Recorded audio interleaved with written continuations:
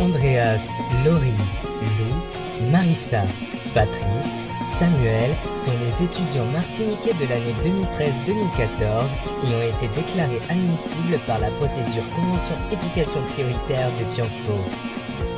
Accompagnés à Paris par Monsieur Couvreur, vous allez suivre leur expérience.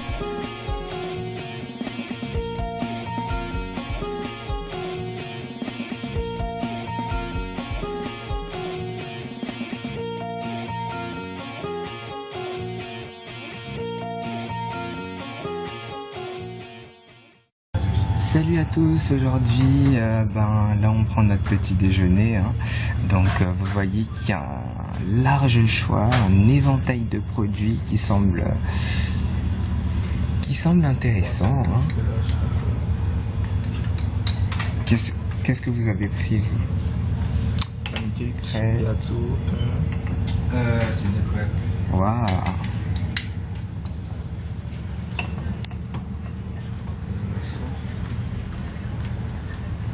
Bonjour. Bonjour. Donc voilà, un large choix de produits.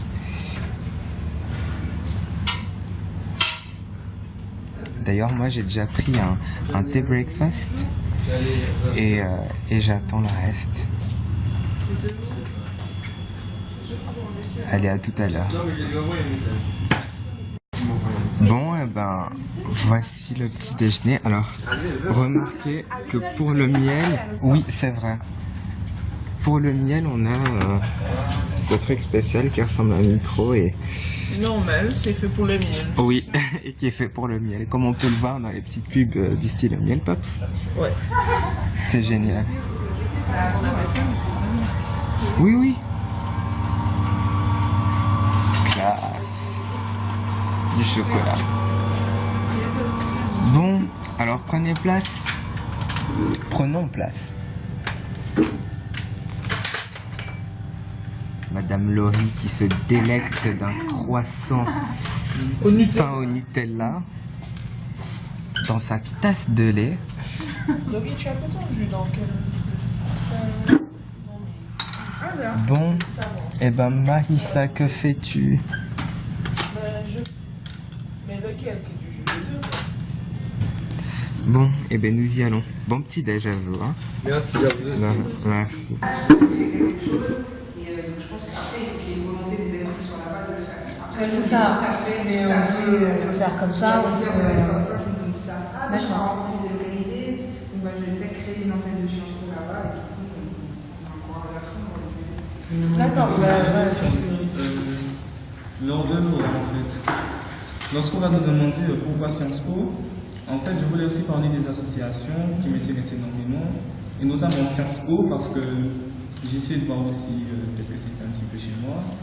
Et c'est une association qui m'intéresse beaucoup, et que par exemple, si je suis amené à Sciences Po, je veux bien l'intégrer. Est-ce que je peux introduire ça aussi dans... Il faut intégrer ça.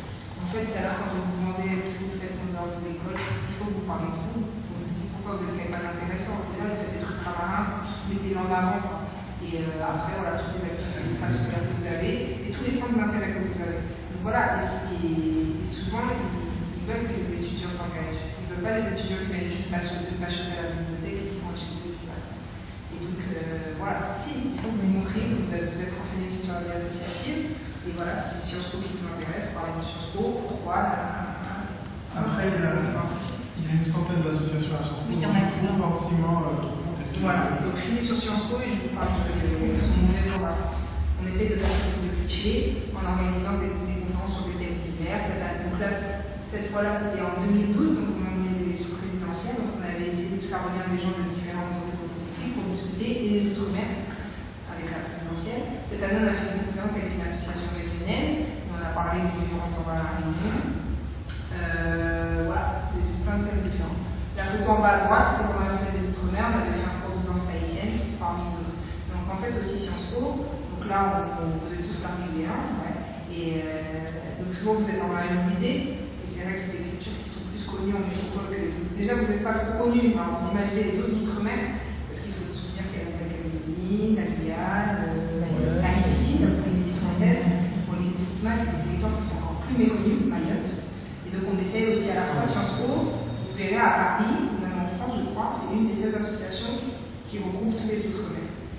Parce que vous verrez, surtout depuis cette année, il y a une association des jeunes martiniquais à Paris. Depuis plusieurs années, il y a l'association des jeunes guadeloupéens, il y a les jeunes réunionnais, il y a les jeunes polynésiens. Vous voyez, c'est cloisonné. Avec Sciences Po, on essaie de faire pour tout le monde. Et donc, dans nos conférences et dans nos semaines de Outre-mer, on essaie de représenter tous les Outre-mer. Donc là, c'était de la danse ici. On organise des soirées. En fait, ça, je ne l'ai pas dit dès le départ, mais aussi un des trucs qui nous avait poussé à fonder Sciences Po, c'était que les soirées de Sciences Po, on en fait une, on en fait deux, on en fait trois, puis on en a marre parce que c'est toujours les mêmes, c'est des électros, les gens ils boivent trop, dès 1 heure après la soirée, ils sont bourrés, et voilà. Enfin, c'est une autre ambiance, je pense que vous pouvez imaginer. Et donc, nous, on a dit, bon, on fait le soir. On va arrêter de râler. On va faire nos propres soirées avec notre musique, on va kiffer, ça va changer un peu. Voilà, on va partir là-dessus. Donc on fait des soirées aussi. Et surtout, quelque chose qu'on a mis en place un petit peu dès le début, mais surtout dès cette année avec Jérôme et Linda, c'est le pôle accueil, justement pour organiser ce genre de moment. On a commencé l'année dernière. Donc vous aidez-vous quand vous venez pour vous présenter tout ça. Échanger, et souvent c'est différent de ce que vous avez pu échanger avec vos professeurs et vous faites des euros blancs. Et après, les jeunes, quand ils arrivent, quand vous arrivez au début de l'année, vous aidez si vous avez des problèmes. Souvent, vous êtes déjà aidés par diverses institutions, mais des fois, il y a des problèmes. Pour tout ce qui est administratif, vous aider, pour le logement. Je me souviens en décembre, les Calédoniens, ils arrivent plus tôt que vous, ils ont amené des Calais, donc c'est en vacances en décembre, ils arrivent en janvier. Et Jérôme a aidé un des camarades là pour la CAF. Il ne savait pas où donner des son dossier, par exemple, sur le truc. La banque. Puis arriver à Paris, c'est pas facile. Il faut comprendre un peu comment ça fonctionne, la carte de métro, tout ça. Donc nous, on est là pour ça. Et après aussi organiser un pique-nique de rentrée pour que tout le monde se connaisse. Donc voilà, Sciences Po, c'est ça. Et on fait des parrainages maintenant tout au long de l'année. Je ne sais pas si vous avez eu un parrain. Non, ils n'ont pas eu de parrain. Il y en a 4 avant la fin, je parle ici. Oui. Et donc on va essayer de développer ça et de le faire dès le début de l'année, c'est-à-dire que les gens qui sont intéressés pour préparer Sciences Po soient mis en contact avec un élève de Sciences Po qui lui donne des conseils et qui l'entraîne pour l'oral, dans l'idéal, qui fasse des revues de presse, des points d'actualité, etc.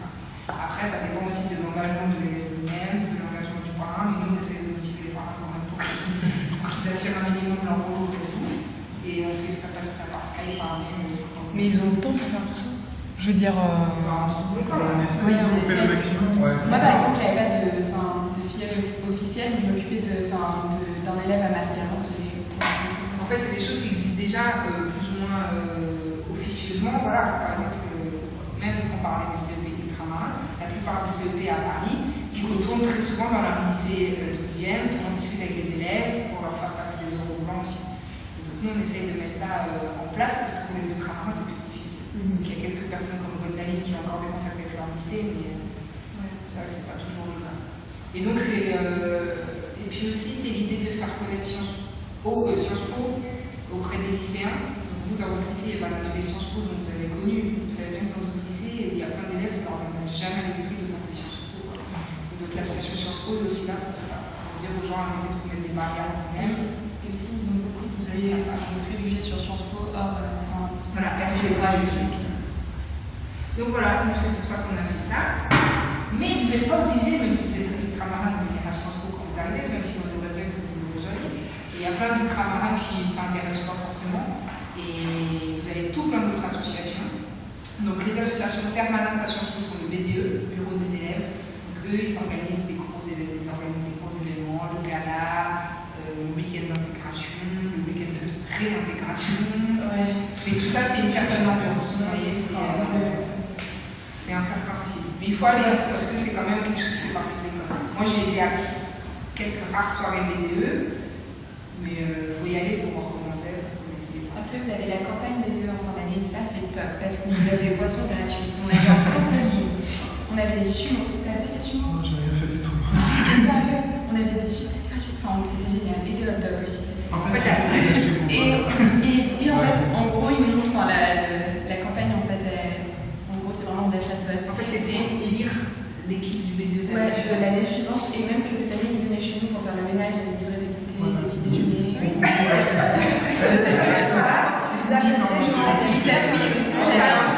avaient un van et ils nous emmenaient en cours en van. Mais c'était. C'est bon enfant. Mais c'était très drôle parce que la plupart du temps, vous connaissez les gens et ils viennent vous voir, ils vous font votre learning aussi. Ça, c'était bien. J'étais pas encore dans tout ça. Il faut les Et d'ailleurs, pour les logements, parce que vous venez aux besoin de logement, est-ce que, j'ai une question, est-ce que vous êtes en appart, est-ce que vous vivez, vous avez votre propre appartement, votre propre maison, ou vous êtes en campus? Moi, je ne pouvais pas aller à la cité universitaire parce que j'avais pas 18 ans pour le 1er octobre. Du coup, j'ai pas pu y aller, mais on a, en gros, si tu habites loin, que tu es boursière, que tu as la possibilité d'aller en résidence Crous. Moi, je suis dans une résidence Crous, donc j'ai mon appartement avec point. Et c'est vraiment bien. Même si on n'est pas boursier. Normalement, avec Sciences Po, tu as la possibilité d'aller. Non, en fait, il y a des. Le logement, ça se passe comme pour tous les étudiants. Vous faites votre dossier de bourse Crous et vous avez souvent une résidence universitaire si vous en demande. Après, Sciences Po, certaines régions ultramarines ont des partenariats avec les cités universitaires. Je sais qu'il y a des chambres réservées pour les UNS, les universitaires par exemple. Par région. Je crois aussi. On va vous envoyer. Et Sciences Po a un partenariat avec la cité universitaire. Et comme l'a précisé Guadeloupe, il y a certaines conditions, notamment de majorité. Sauf que toi, tu es au Crous, tu es boursière. Oui, ils ont aussi un partenariat avec des résidences Crous. Avec d'autres résidences. En général, c'est plutôt pas mal aussi. Et pour répondre à ta question, si tu n'es pas boursière et que tu peux avoir ton propre appart, moi j'ai fait une demande d'un logement à une résidence privée et je suis dans mon studio tout seul. D'accord. Alors, soit tu fais ça, soit tu cherches un appart par toi-même. Et là, après, on peut t'aider nous aussi, petites annonces. Après, c'est aussi du bouche à oreille. Et si on voit un fichier où il y a des annonces, souvent c'est des appartements chers qui sont dans le quartier. Et après, on peut faire aussi des annonces sur notre promo, puisqu'il y a aussi les deuxième année qui partent en troisième année, donc ils libèrent des fois leur appartement. Oui, bien sûr. Et après, des fois, quelqu'un s'en occupe pendant un an et après, on va te demander. Et après, il faut absolument. Mais après, tu connais des gens aussi en première année et tu peux tout de suite aller, tu peux aller en colocation dès la deuxième année. Je connais beaucoup de personnes qui ont fait ça. Parce que tu donc même si on n'a pas de dossier au Crous, on l'était quand même.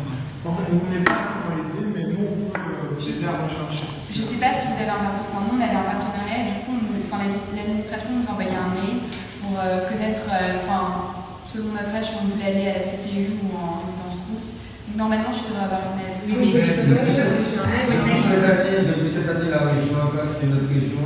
Vous avez une régionale de Nancy qui a passé un accord avec Sciences Po et une petite université. Ok, avec la CTU, du coup, vous avez des. Mais par contre, c'est vrai qu'il y a un nombre limité, mais normalement, c'est pas un peu. Normalement, ça Et en cité universitaire, ce qu'on ne peut pas forcément apprécier, c'est qu'on est deux dans une chambre. Parce qu'après, si on veut être seul. Et parfois, vous avez la séparation. Mais Madame Lanzone-Dubois nous a envoyé un email avec la procédure à suivre si on est étudiant boursier ou non. Donc, le logement, ça dépend quand même de si vous êtes boursier ou pas. Qui est pas boursier? Bon, c'est-à-dire que voilà, il faut se renseigner. Mais je sais pas si il faut mettre en raison. J'ai une question. Est-ce que quand on est à échelon 0, c'est quand même possible d'avoir un logement? Je suis échelon 0, c'est payé. Mais au moins, on peut pas la constitution. Ah, maintenant, si je suis sur le Mais en fait, là, du coup, il faudra que dès que tu sais que tu pars, tu peux déjà commencer à faire des recherches sur les résidences à proximité, etc. Et le plus tôt tu envoies ton dossier.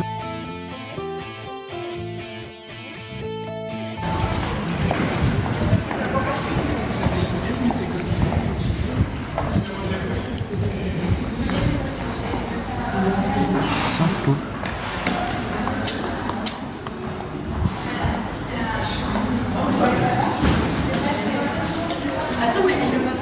On a un autre. Il est pas plus tard.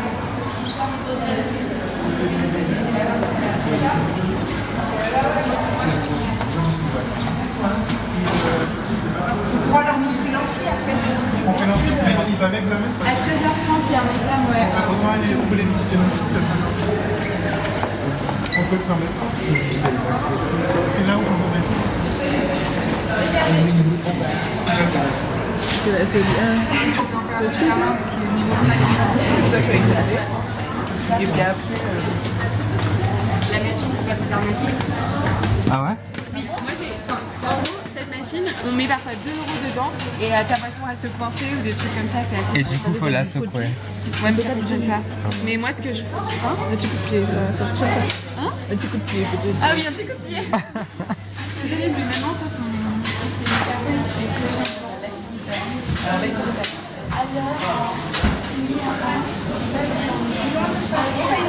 Non, sinon on a même un peu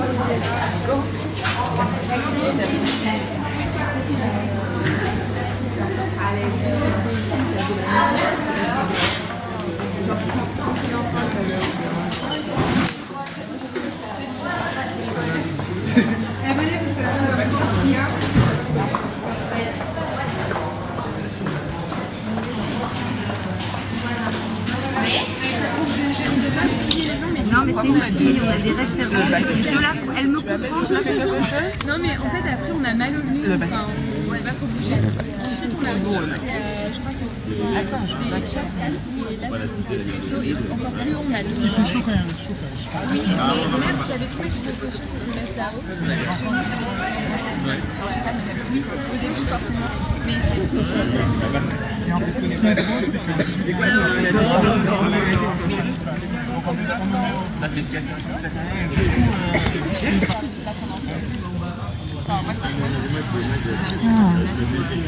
Non, mais. Ouais, donc voilà, c'est ce que je te disais. Mais j'allais regarder sur. Genre. On va tous en mettre. Ouais, ça dérange pas. Je me dis, il manque pas avec la rentrée. Mais pourquoi tu fais ça? Parce que. Oh. Bienvenue au Louvre. À suivre dans la prochaine partie de l'épisode. Bon appétit au retardataire.